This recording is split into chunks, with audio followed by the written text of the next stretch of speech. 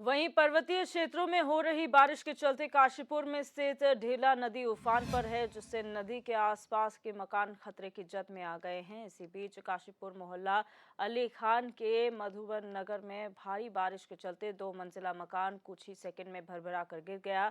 गनीमत ये रही कि हादसे में कोई जनहानि नहीं हुई है। आपको बता दें कि नदी के उफान को देखते हुए ढेला नदी के आसपास की बस्ती को पहले ही खाली करा दिया गया था। वहीं मकान का ढेला नदी में समाने का वीडियो कैमरे में कैद हो गया।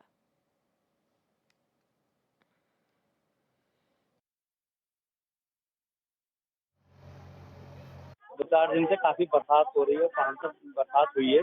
तो देखा होगा आपने जो है यहाँ पे बाढ़ की स्थिति बनी हुई थी, पानी काफ़ी आया था, जिसमें जो है 3 घर जो है ज़मींदोज़ हो गए हैंगे और कुछ में जो है दरारें भी आ गई हैं। तो हमारा सर्वप्रथम देखिए जनहानि, सबसे प्रथम हमारा काम होता है जनहानि कोई ना हो पाए और अभी तक हम जो है 24 घंटे यहाँ पर नज़र बनाए रखे हैं। उप जिलाधिकारी महोदय भी और हमारे प्रदेश अध्यक्ष भी आए हुए हैं और मैं स्वयं यहाँ पे जो है रात देर रात्रि तक यहीं पर रहता हूँ और अभी अब पत्थर का भी इंतजाम हो गया है, पत्थर की पिचिंग भी बन रही है और एक पोकलैंड और मंगाई है, 2 जेसीबी हमारी चल रही हैं, तो थोड़ा पानी का डाइवर्ट हो जाएगा, तो जिससे कि मंदिर है या और जो मकान है जो क्रैक हो चुके हैं उनको जो है बचाया जा सकता है। इसके लिए जो है हमने अभी जो यहाँ पे रैन बसेरा है उसमें व्यवस्था कर दी है और जो भी खान पीन का वो किया जाएगा। देखिए, मकान गिरना दुर्भाग्य की बात है। मकान उनके नहीं गिरे, मकान मेरे गिरे हैं, अपने परिवार के मकान गिरे हैं और जिसका मकान गिरता है, जो दर्द है वो वही उसको समझ सकता है। लेकिन इसके साथ साथ शासन प्रशासन की जो मदद जिस तरीके से हो सकती है उसको कराने का पूरा प्रयास किया जाएगा। मैंने एसडीएम साहब को बताया, डीएम साहब को बताया, तहसीलदार साहब यहाँ उपस्थित है, सिंचाई विभाग के जेई यहाँ है, अभी एक सिंचाई विभाग के एक्टर साहब से मेरी बात हुई है। एक पोकलैंड यहाँ अभी थोड़ी देर में 1-2 घंटे में अभी बात हुई है, तो कुंडेश्वरी से आएगी, कुंडेश्वरी से आगे से आना है उसको, तो 1.5-2 घंटे उसको पहुंचने में लगेंगे।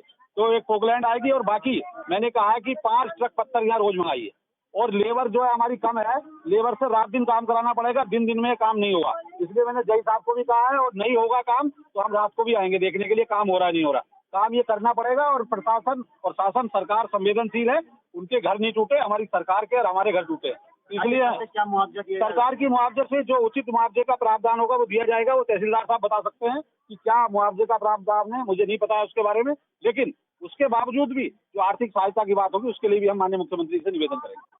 लगातार हो रही बारिश ने अब तबाही का रूप ले लिया है। पहाड़ हो या फिर मैदानी क्षेत्रों में चारों तरफ तबाही तबाही देखने को मिल रही।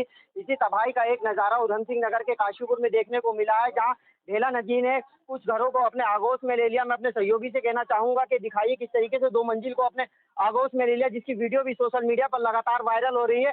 और कुछ घर भी अब भी इसकी चपेट में, लगभग 3 घरों को ये अपनी चपेट में ले चुका है और कुछ घरों में दरारें आ चुकी हैं। मौसम की लगातार इस तरीके से मार से मैं आपको दिखाऊंगा ये घर है, देखिए किस तरीके से इस पर दरारें आ चुकी हैं। कब ये गिर जाए कुछ कहा नहीं जा सकता। प्रशासन लगातार अपनी तैयारियों के दावे करता हो, लेकिन पब्लिक में काफी आक्रोश है। भाई के नज़ारे देखने को मिल रहे हैं। काशीपुर में भी कुछ मकान ढेला नदी के आगोश में आ गए, लोग बेघर हो गए हैं, आशयने उनके टूट चुके हैं। इसी पे बात करने के लिए हमारे साथ स्थानीय लोग हैं, जानेंगे किस तरीके से क्या व्यवस्थाएं थी प्रशासन की और क्या कुछ कहना, किस तरीके से मकान टूटा हो, क्या तैयारियां थी प्रशासन की। कोई तैयारी नहीं थी सरकार की, किसी भी बिल्कुल सरकार की कोई तैयारी नहीं थी। आ रहे थे और जा रहे थे बस। रात को 1 बजे हमारा घर गिरा, 1-1:30 बजे कोई नहीं, किसी ने नहीं देखा। जो हमारे इस बस्ती के मेंबर हैं वो ही बस जो कर रहे हैं वो ही है, बाकी और कोई हमें नहीं देख रहा। भूखे प्यासे खड़े हैं, मारा रो रहा टिकरा रहा, कुछ नहीं हो रहा, कोई कुछ नहीं कर रहा। बस सड़कों पर पड़े हैं, अपने गोदामों में सामान भर दिया है। किसी के इरशाद भाई हैं हमारे एक बस्ती के, उनके गोदाम में सामान भर दिया है हमने बस। और कुछ ये रोड पर पड़ा है, कुछ इधर पड़ा है, यही हो गया है और कुछ नहीं हो रहा है। आते हैं और बस खड़े होकर चले जाते हैं तसल्ली देके, बस और कुछ नहीं है इस अलावा। मैं ये कहना चाहूंगी सरकार से कि गरीबों का कोई कुछ नहीं होता है। जब हमने बर्तन झाड़ू कर करके लोगों के घरों में ये घर बनाया, मैं ये पूछना चाहूंगी कि हम गरीबों का कोई नहीं है इस दुनिया में, ये बता सकता है कोई? अगर हमने ढेला के किनारे घर बनाया, ढेला ही तो हमारी तरफ को आई है। ढेला नदी हमें भी ले जाती है अपने साथ से, सरकार को जब तसल्ली हो। ये तो हम मरे होते देखती है ना देखती। अभी तो हमारे 4-4 बच्चे हैं, हम 4 दरानी जेठानी है, 3-3 4-4 बच्चे हैं, हम बहुत परेशान हैं। हमसे अब नहीं बोला जा रहा, हमारे तो रोते रोते बुरा हाल है। मेरे साथ एक और महिला मौजूद है जिनका मकान इस आपदा में ढहा है। क्या कुछ कहना है, प्रशासन ने किस तरीके का आश्वासन दिया है? लगातार अधिकारियों का दौरा यहाँ जारी है, क्या कुछ कहना, अधिकारियों ने क्या कुछ कहा है? हम तो कुछ नहीं कहा अधिकारियों ने, सब ऐसे ही चले गए आनंद के देख देख के। वो कुछ कह ही नहीं रहे। रात उनके सामने बिल्डिंग गिर गई है, बच्चों को भगा दिया है मार मार के, हमारा घर टूट गया। उन्होंने जब भी हमसे कुछ नहीं कहा है। आन के ये नहीं कहा है कि चलो तुम्हारा घर गिर गया है, हम तुम्हें लेके चल रहे हैं, कहीं जगह दे रहे हैं। उन्होंने हमसे कुछ नहीं कहा है। आन के हम तो खुद ही अपना आप ही जगह अपनी ढूंढ ली है हमने, जहाँ भी हम पड़े हैं रोडों पे। हमारी कोई सहायता करने के लिए तैयार नहीं है। ना हमें गरीबों को कोई देख रहा है कि हमें क्या करना है क्या नहीं करना है। कोई दिलासा भी नहीं देना आ रहा, पुलिस वाले क्या, कोई मेंबर क्या कोई तहसीलदार क्या, कोई ही नहीं आ रहा हमें देने के लिए दिशा। झूठा भी नहीं कह रहे कि चलो अपना सामान वहाँ पर रख लेना। हम तो रोड पर पड़े हैं, हमारी कोई सहायता नहीं कर रहा है। और सर और भी स्थानीय लोग हैं क्या, कुछ इस क्षेत्र का माहौल है क्या, कुछ आक्रोश है? उनसे बात करने के लिए हमारे साथ कुछ स्थानीय लोग भी हैं। किस तरीके से आक्रोश हो, कितने मकान अभी इसकी जद में है? आप देख सकते हो कैसा आक्रोश है, सबकी आंखों में आक्रोश देख सकते हो प्रशासन के लिए, प्रशासन के प्रति। यहाँ पर खुद परेशान होकर यहाँ पर खड़े हैं लोग, धूप में खड़े हैं लोग बाग प्रशासन से। लोग बाग यहाँ पर परेशानी में खड़े हैं, धूप में खड़े हैं कि किस चीज़ के लिए? अपने मकान को बचाने के लिए, अपने मकान को देखते हुए कि अपनी देखते कि सारी अपनी निवेश जो अब तक की जमा पूंजी थी वो अपने सामने अपनी आंखों देखा गिरते हुआ, पानी में बहते हुआ देख रहे हैं। उन्हें कैसा महसूस हो रहा है कि उन्होंने अपनी सारी जमा पूंजी इकट्ठी कर कैसे किसी ने मजदूरी कर किसी ने रिक्शा चलाकर कैसे अपना मकान बनाया। हर किसी का सपना होता है अपना घर बनाना।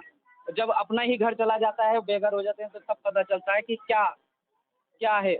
हमारे पास कुछ नहीं है कहने को, यहाँ पर कोई नहीं है हमारी मदद करने को।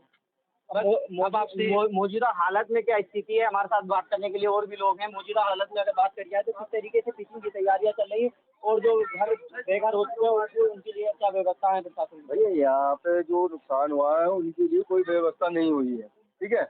और यहाँ के जो कर्मचारी हैं या वो है, कोई भी आके यहाँ ध्यान नहीं दे रहा है गरीब लोगों पे। हम यही चाहते हैं प्रशासन से कि वो यहाँ पे आए और इन लोगों को देखे, इनकी परेशानी को समझे। हम तो बस यही चाहते हैं कि गुहार लगाते सरकार से कि वो आके इनकी परेशानी को देखे और गुहार समझदारी से करें। यहाँ पे जो नुकसान हुआ है जैसा भी कुछ है, इनको आगे देखने का फर्ज है उनका। या मुआवजा देवे, जैसे भी करें, जैसी भी इनकी मदद करें, मुआवजे से मदद करें, कैसी भी करें, सरकार इनकी आगे मदद करे। बेचारे लोग बहुत परेशान हैं, रोडों पे पड़े हैं, इनके बच्चे छोटे छोटे हैं। कुदरत का कहर लगातार जारी है। कुदरत के कहर में कई आशियाने टूट गए, कई लोग बेघर हो गए। उसको लेकर लगातार स्थानीय लोग प्रशासन से अपील कर रहे हैं कि जल्द से जल्द इनके आशियाने तैयार करे जाए, इन्हें मुआवजा दिया जाए। अब देखने वाली बात होगी कि उत्तराखंड में कब इसका आकलन होता है और कब आशियाने बेघर हुए लोगों को घर मिलता है। अजहर मलिक, काशीपुर।